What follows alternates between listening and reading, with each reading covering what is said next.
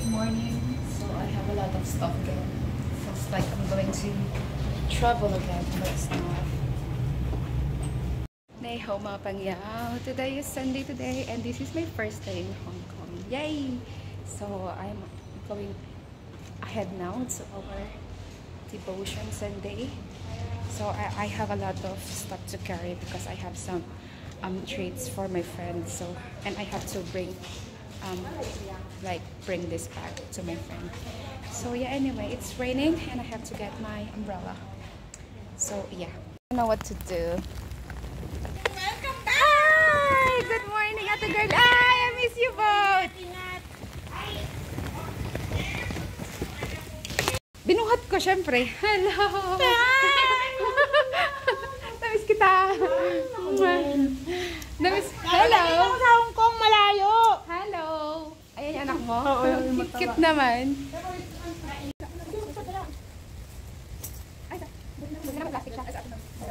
Ayan, mamaya lang hari natin yan. Hindi ko pwede kita tayo.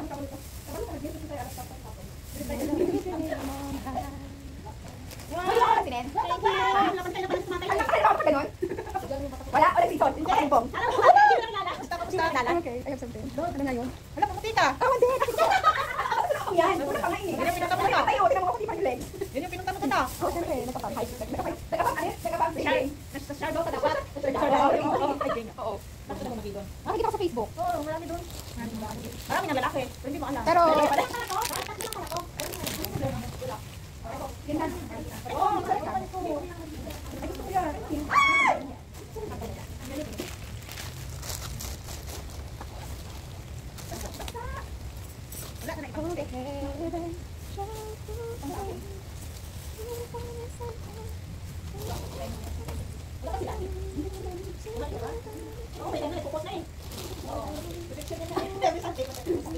Sasabi ko ba? Hindi, okay lang.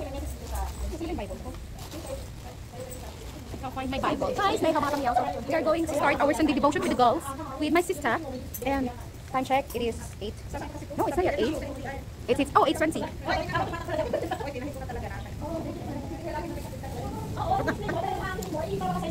Sige na, akin ang hindi sa'yo. Dilagay ko sa ilan. Okay lang ilan. Sige, lagay mo sa taas. Okay, sige. Beautiful Miss Arca.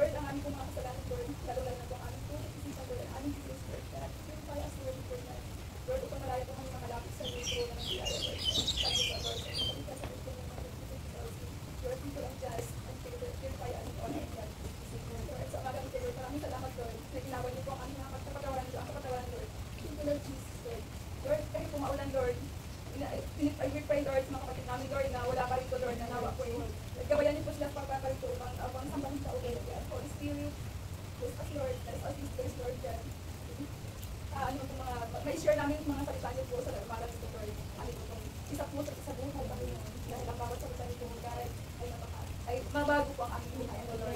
Your words is holy, Lord. Thank you, Lord Jesus. Thank you, Lord. Bless also, Lord, our morning devotion this morning, Lord. Our service this morning, Lord. Ikaw po, Lord, ang mag-control sa lahat, Lord. Still, all this one, Lord, all our service this morning, Lord. With your Holy Spirit. Lord, thank you, Lord. We declare, Lord, that Jesus is Lord over our life, our place, oh God, over our service, oh God, Lord. Our family, Lord God. Thank you, Lord. Thank you, Lord. We honor you. We thank you. Lord, thank you, Father. Amen. Ano ng mga worthy things. Kailangan ipaglaban po ang Panginoon. Kasi pinaglaban din tayo with kagaya na lang na sa problema tayo. Kailangan mo ipaglaban yung mga anak mo sa lahat ng nila, pagkakamali nila. Kailangan safety na. Tapos, doon maano ba na talaga ang Lord is very good. Holy God, na only our life is Lord to our God. Yes. First, natalimas lang ng Bible sa Lord.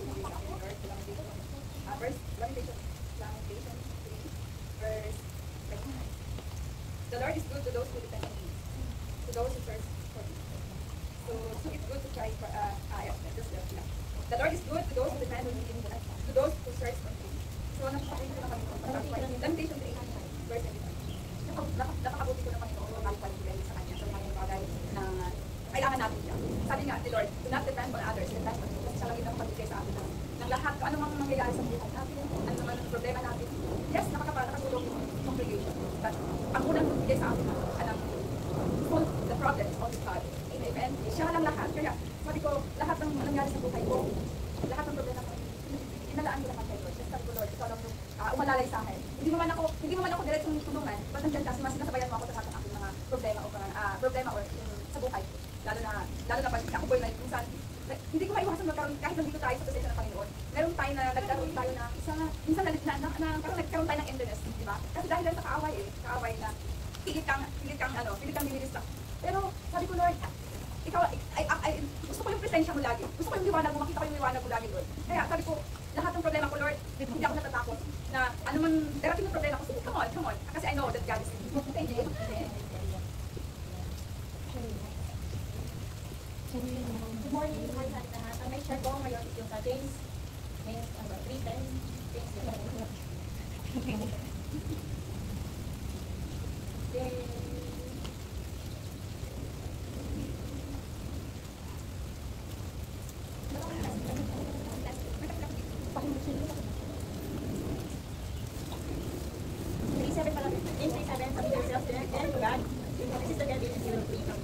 Come near to God, and He will come near to you. Wash your hands, your sinners, and purify your hearts to double-minded. Yes. Marami tayong magsabi sa Lord kasi nga, di ba, ang lahat ng ating mga ginagawa, siyempre lahat tayo is may mga pagtulungan naman sa buhay ng mga sa atin. Pero yung kalaban is hindi tayo pigilan kung tayo ay bibitaw sa Panginoon. Kung tayo pag nagbawa sa problema tayo is yung kung pagbibigin natin, yung para tayo yung gagawa ng paraan. Pero pag tuwa tayo sumatawag sa Lord, hindi na tayo pababayaan, hindi na tayo iiwan. Dahil ang problema ang mga pagsubok na lumating sa buhay ng bawat isa sa atin. Malaki pa sa natin yun. Kasi nandiyan si Lord na eh, may relasyon na tayo sa Panginoon Lord, di ba? Gagaya dati na, pag may problema tayo, parang wala tayong alam na, parang ginagawa natin yung sarili natin, kapag hindi tayo yung inilibig natin yung problema natin sa Lord. Dahil nga sa ngayon isa, nandiyan siya, meron tayong relasyon sa kanya, so kahit anong pasubok sa buhay ng bawat isa sa atin, itatas lang natin sa Lord, alam natin na ibibigay niya, pagkakalog niya yung mga kasagutan, lahat ng mga dalangin natin, lahat ng problema, ng mga, ibibigyan niya ng kasagutan, ibibigyan niya ng mga, yung prayer natin, kung ano man yung isa ng puso natin, hindi nagkakalog niya. Mapamilya mo natin, magkaroon ng may mga sakit. Alam niya, napakabilis na pag-umalay ng mga kasapamilya natin, pag tayo sa tulay sa kanya. Kaya sa akin na, may time na, syempre malayo tayo sa kanya. Yung pagkakami yung anak ko, anak ko, siguro kaya kailangan tayo sa mga anak na maisa nila. This is April. Di ba, pag may sakit yung anak natin, tayo is talagang nararamdaman tayo kasi syempre wala tayo doon eh. Ang hirap na hindi natin sila nakikita, hindi natin sila nagagabayan kung ano mga kailangan nila. Pero ang Lord, nandyan siya para yung pagkulang natin sa ating mga anak, ipag-pray lang natin sa Lord, nandyan siya palagi na magpapagaling sa ating mga anak, mag-gagay sa ating mga anak, mag-protect. Protection na is nandiyan palagi. Ay, ito po kasi sister. Sorry. O yan. Alam natin, kahit sa magulang natin, sa pamilya natin, nandun yung kaligtasan, nandun yung pagmamahal ng Lord sa ating pamilya. Diba? And, kasi pati sa sa Isaiah 65:24, before they call, I will answer. While they are still speaking, I will hear. Diba? Amen. So, napakabuti ng Panginoon Diyos sa buhay ng bawat isa sa atin. Diba? Lahat tayo is mag-feel tayo sa trabaho, pero kung tayo sundin tayo ng time sa Lord na mabatay natin yung word niya, yung salita niya, mas makapangyarihan talaga siya. Kasi kagaya lang si April, diba? Napaka-imposible, pero nagagawa ng Lord, diba? Yung pagkakalooban ka ng mga pangangailangan mo, Lord, kailangan ko ka, kailangan mo nito, ganito, ganyan. Maraming mga pagsubok tayo, maraming goodness ang Lord sa buhay ng bawat isa sa atin na parang hindi mo sukat akalain na, Lord, dapat pa ako natanggapin yung mga bagay na to, pero talagang napakabuti ng Panginoon sa buhay ng bawat isa sa atin. Kaya magpapatuloy tayo sa ganito gawain, lang natin sisik yung indap, sabi niya sa Matthew 6:33, diba? So that's in the first, and all the righteous things will added unto you, diba? So yun lang, and God bless us all. Sabi po ay sa Hebrews 13, verse 5. Keep your life free from love of money and be contented with what you have. For he has said, I will never leave you nor forsake you. So we can confidently say, the Lord is my helper, I will not fear what can do to me. So ito po yung verse dito na dapat po sa buhay natin, hindi po natin masyadong pinagtutuunan kasi or minamahal yung mga worldly bagay. Kahit nga po sa pamilya, di ba po? Like, dapat, di ba, sa atin po natural talaga natin mamahal tayo, yung mas mahal po natin, di ba po, yung pamilya, yung anak. Pero, ang kausap po talaga ng ating Panginoon is, di ba po, sa first commandment, love your God, love me with all of your heart and all of your mind. So, kasi po parang katulad po ng, di ba po, halimbawa, nagbigay po kayo ng regalo sa ano niyo po, sa mga anak niyo po, di ba po? And then napapansin niyo, di ba, yung anak niyo nakafocus na lang doon, Daddy Art, parang mas mahal pa, di ba, parang ganun din po yung Lord natin. So, ganun po yung sinasabi na, kailangan mas mahal natin ang Panginoon kaya sa ano mga po sa mundo na po. Kasi doon, yun po yung, ano natin, siya po kasi po yung, He is our everything, di ba po, sabi dito, helper, kaya di ba po, hindi natin kailangan katakutan kahit sino man, kasi yun nga po, sinabi dito ng ating Panginoon na hindi po tayo iiwan kahit kailan. Yun lang po, ay next. Hello po, blessed morning to everyone teachers. Ang i-share ko po ngayon word of God is sa Isaiah 49:51. Ako to trust the Lord. Listen to me, one who hope for deliverance, one who seek the Lord. Consider the rock from which you were cut, the quarry from which you were mined. With Isaiah 49:8 po. Promises of Israel's restoration. This is what the Lord says. At just the right time, I will respond to you. On the day of salvation, I will help you. I will protect you and give you the people as my covenant with them. Through you, I will establish the land of Israel and assign it to its own people again. So ito po yung testimony ko po ngayon this Friday, kasi nawala po yung Android phone ko. So at mga 11 a.m. po, kasi nagpunta kami ng school na lesson ng alaga ko. Nalaglag ko po yung phone ko. Tapos po nalaglag siya. Tapos nandun po kasi yung mga important things. So, tapos pag inopen mo kasi siya, walang mga password kasi meron ako, nakakalimutan ko. I can't memorize things talaga kasi ganun. Kasi nga po, di ba sabi nila, yung mind natin, it's not about to memorize but to analyze. So parang hindi na, at siguro sa age na din natin. Kasi naano ko din, kasi nung nag-work ako sa Pilipinas pa, alam mo pag may order si guest, kahit 10 kahit 10 yung yung order nila, kaya i-memorize, kahit walang kahit hindi mo siya ilista, so you can memorize. So sabi ko, nagiging rusty din pala. Pag pag nagkaka-edad po tayo, so yun. Nung naglalo po siya, so kaya yun ginawa ko. So din ako, nag-worry din ako. Kasi baka pag na-open siya, pwede kasi yung mga account ko, magamit ko yung sa laman ng Gcash ko. So nag-worry ako, tapos tinawagan ko yung family ko sa Pilipinas para saan makat yung line, tapos yun. So yung kuya ko naman, yung pinsan ko, nag-respond siya. So pinasuspend ko niya yung Gcash ko. So yun po nangyari. Tapos nag-ano po ako sa LG2. Nag-seek po ako ng sa kanilang help para tulungan po ako mag-pay. So time ko 11 AM, worried na ako. Tapos nung mga bandang 5 PM na, parang sabi ko po, kay Lord, I surrender everything. So, pag ready na po akong kumagamit man yung Gcash ko, is okay na. Siguro, tapos nag-compute na ako, yung mga 4 na buwan kung magamit man siya, so nag-compute na ako. So, parang mga 4 months, yung sahod ko na ibabayad ko para maano doon. Tapos, yung mga ganun po yung mga thinking ko, kasi pwede pala siyang i-report na para makasbin nyo. Kasi hindi ko alam yung sa Gcash eh. So, gamit lang naman gamit ko. So, yung other, niya, mga options, mga features niya, hindi ko po, wala pa ako masyadong idea. So, yun sabi ng pinsan ko, sa'yo nang may ganito rin sabi niya. So, sabi ko po, God, I surrender everything to you. Sabi ko, so kung magamit man siya, bayaran ko na lang yung yung mga ganun po yung thinking ko. Tapos po, siguro kung magamit man siya, yung magamit ko is mas nangangailangan kayo sa akin. So yun po yung sinabi ko. And then I message po Nanay Florence. Sabi ko po, kailangan ko ng ganung prayer. So ano po siya, nag-chat po si Nanay Florence, nag-reply ko sa akin. Tapos alam niyo yun, mga ilang minutes lang, tumawag yung sa police station, sa Mongkok siya, doon siya na-surrender. Tapos alam niyo yung prayer namin ni Nanay Florence na sakit-sakit i-surrender siya sa police gun po yung niya eh. So yun yung thinking ko na So yun po, alam minutes lang, tumawag na yun. So sabi ko, Lord, mapapayak ka na lang sa amin. Kinikilig ka na mapapayak sa, alam niyo yun, sa goodness ni Lord, sa kabutihan ni Lord na, alam niyo yun, kaya sabi ko, tapos agad ako sa So naiyak na ako, tapos payak ako kay Popo. Tapos sabi ni Popo, sige kaya sabi ko, pwede bang Sunday ko puntahan? Eh sabi nung officer is, hindi pwede. Kailangan ngayong araw on that day din. So sabi ko, so din kasi naging understanding si nung kausap ko. Sabi niya sa akin, next time mo muna siyang gagawin na kasi Popo mag-bag ka na. Kasi nga, I'm lazy talaga ako, yan nga, baka yun. Pero na ako ngayon, talagang lazy ako magbitbit ng bag, mga ganon. So ngayon, so lesson learned din po siya na siguro hindi ni God. Kasi masyado akong complacent ba na just because, siguro sabi nyo, hindi ka financial parang naging complacent po ako sa ganung So ngayon sabi ko, so yung i-transfer mo na siya sa iba mong phone na talagang yung security is talagang, secure talaga. So marami po ako lesson learned na natutunan sa mangyayari ito. So talagang napakabuti po ng Panginoon. Lahat po yung mga answer prayer ko tayo na, alam niyo yung mabilis niyang sagutin. Tapos yung mga prayer ko tayo matagal. Siguro talaga, in His perfect time talaga. So yun ako yung Sige po.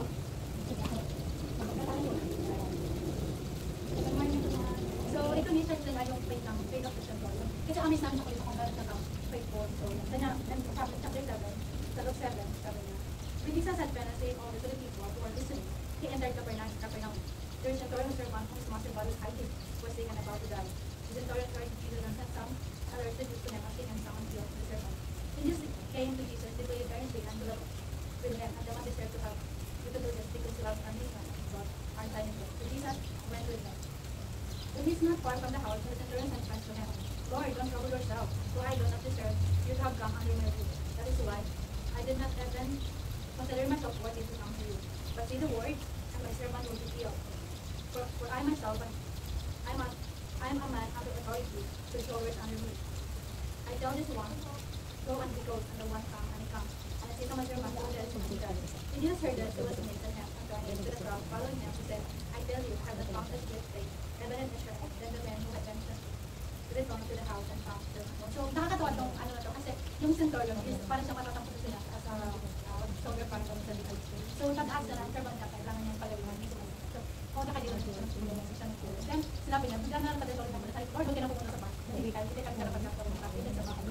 So parang kagaya natin, hindi tayo karapat-dapat harapan niya. Then, and yet God is still holding us. Parang nakakatawa. So parang, I ito yung pangalan yung tinawag nila, na kahit gaano pa tayo kadumi, kahit gaano pa tayo katigas ng bonus na doon, despite of everything what we have done, He's still faithful. Amen. Naabot pa rin tayo. So yun, lahat tayo sana being faithful kay Lord. No matter what happened, no matter the circumstances, whatever happened in our life, we're always focused on watching that. Amen. Amen. Lord, ikaw huwag kang maghihiyang mag-share. Share ka na doon. Go, last ka na. Yes, okay. Go, ikaw mo na. Prepare, ready, ano. Kailangan natin ng push, diba?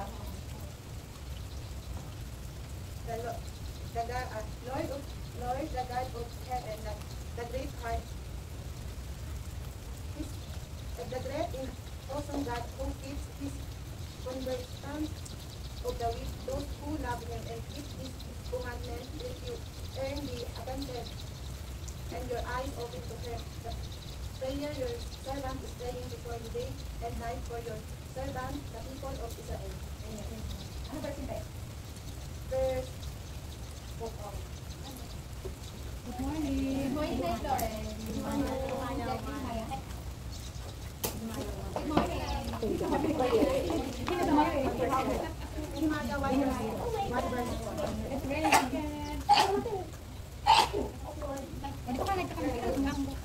Masishare ko lang kasi yung amo ko ay sobrang napakahaba. Alam mo yung yung iniisip mo pa lang. Tapos yung alam ni Lord na kailangan niya tapos hindi niya agad. Amen. Kasi yun ako yung hanggang ako sa Saudi, sobrang hiyok talaga ng alam mo yung sobrang hiyok, hindi naranas ko doon tapos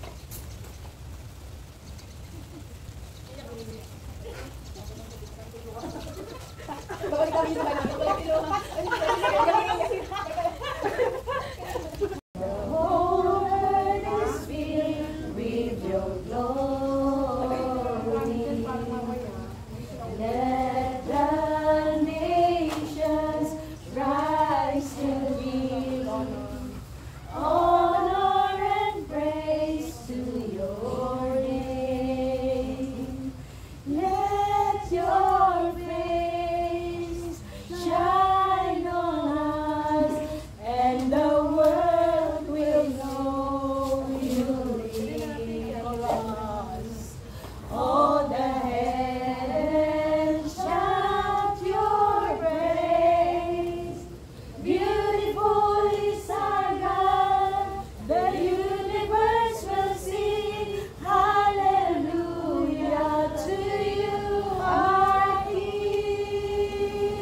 Lagyan natin ng lambing pag pumunta tayo.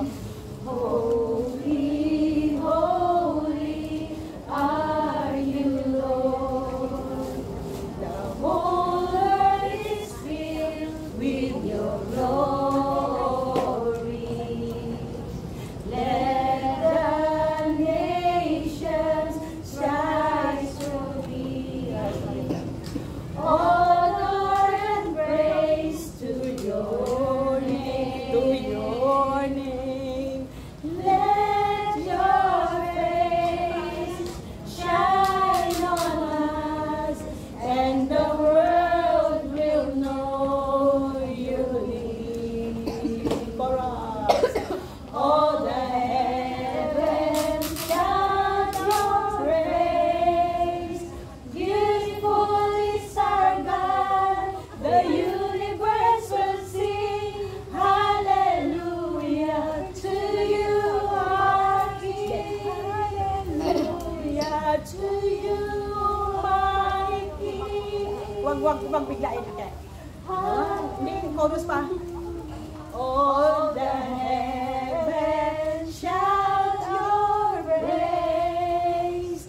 Beautiful is our God.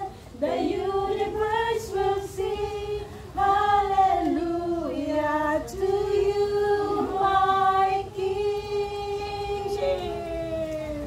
Forever you. Hallelujah to you, my King. Forever you will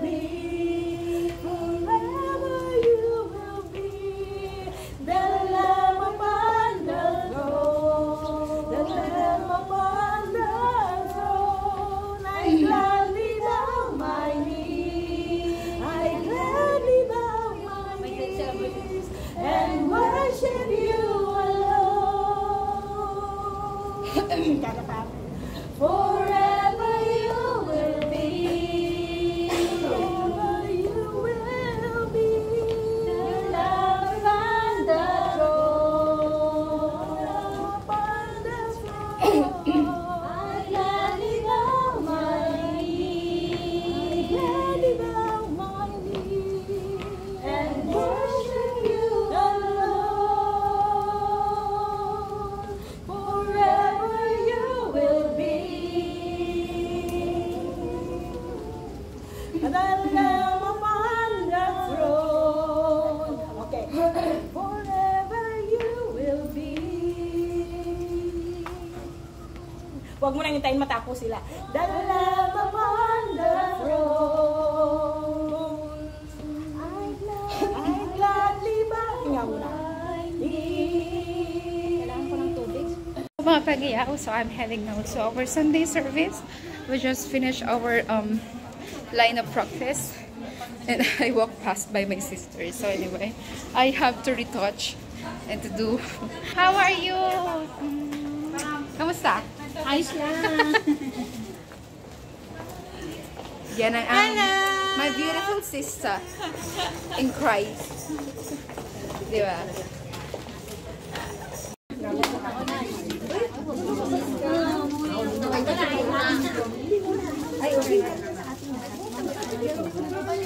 Hi guys, so we just are waiting for our service, which is 12. 12 in the afternoon is our Sunday service. So we're just waiting for our time. Go in the room. So that's all my sisters.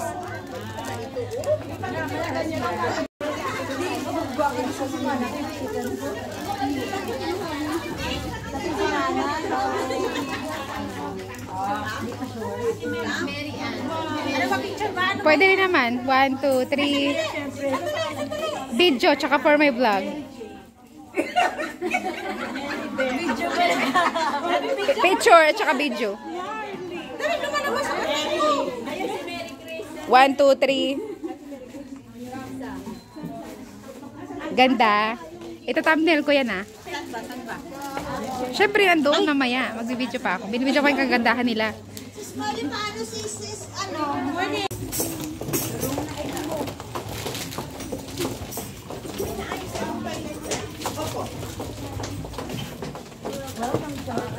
Hi!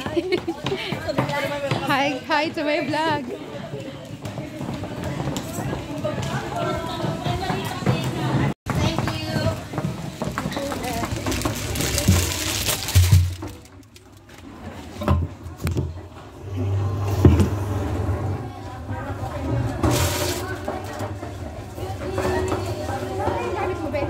May kabila, be. Ano yan? Microphone. Pasok niya na lang.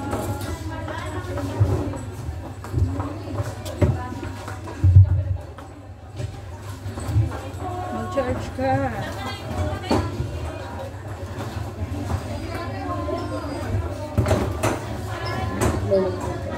Hello. Ate, ano? Ate! Ate!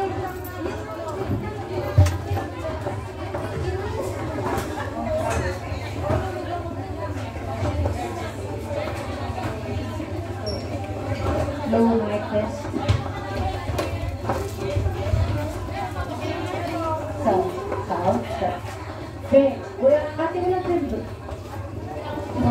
Hello, sound.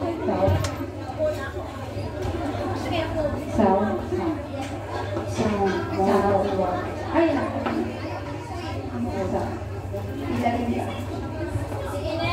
hello, my sound.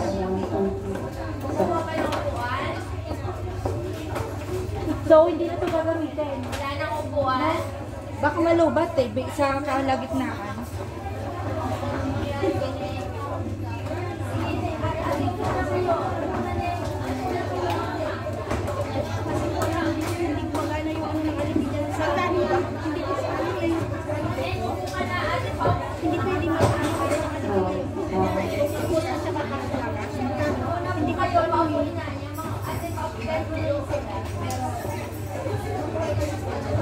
Yan po kay Susie. Hindi ko po alam eh. Magkano ba binabayaran niyo? 150.